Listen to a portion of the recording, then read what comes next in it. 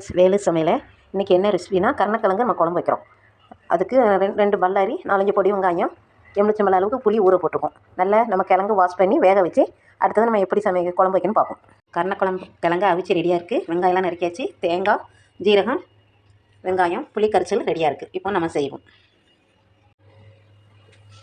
2 spoon எண்ணெய்,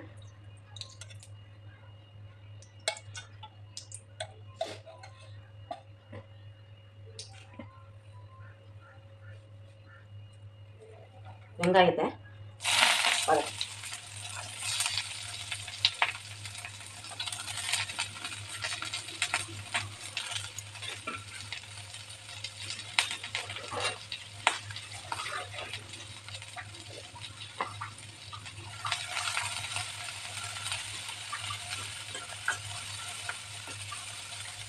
கொஞ்சம் நல்லா வதங்கணும். இதுக்கு 1 ஸ்பூன் வத்தப்பொடி, மிளகாத்தப்பொடி,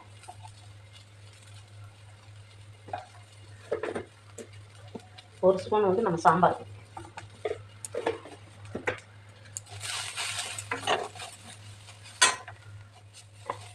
புளி தனியாக அதெல்லாம் சேர்க்கணும்.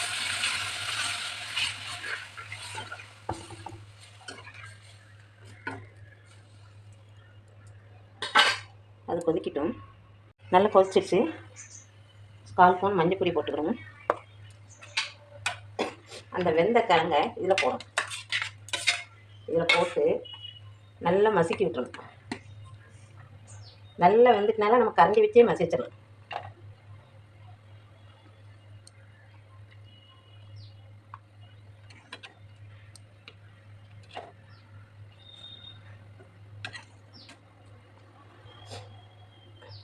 உங்களுக்கு குழம்புல போட்டு மசிக்க கஷ்டமாக இருந்ததுன்னா நீங்கள் வெளியே வச்சு மசித்து குழம்புல போட்டுக்கலாம்.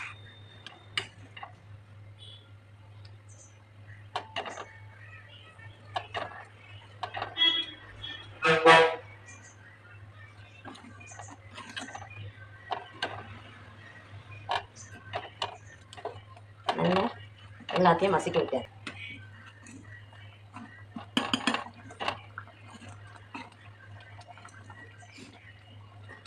நல்லா கொதிச்சுட்டு இந்த நேரத்தில் அரைச்ச தேங்காயும் உள்ளே போட்டுக்கணும்.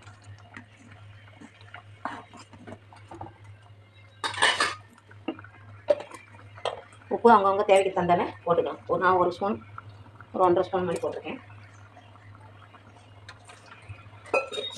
உரப்பு அதிகமாக வேணால் 2 ஸ்பூன் சாம்பார் பொடி கூட போட்டுக்கலாம்.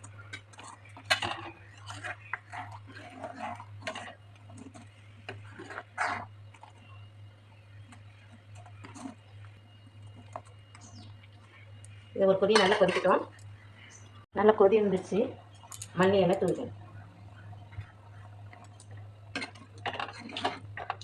இது மூளை உள்ள பிரச்சனை உள்ளவங்களுக்கெல்லாம் இந்த கருணக்கிழங்கு வாரத்துக்கு 1 நாள் வச்சு சாப்பிட்டா உடம்புக்கு ரொம்ப நல்லது. இப்போ நம்ம தாளிச்சு பண்ணி ஊற்ற வேண்டியதான். கடுகு 1 ஸ்பூன், ஒரு மிளகாத்தை கிள்ளி போட்டுக்கணும். கருவேப்பிலை போட்டுக்கணும்.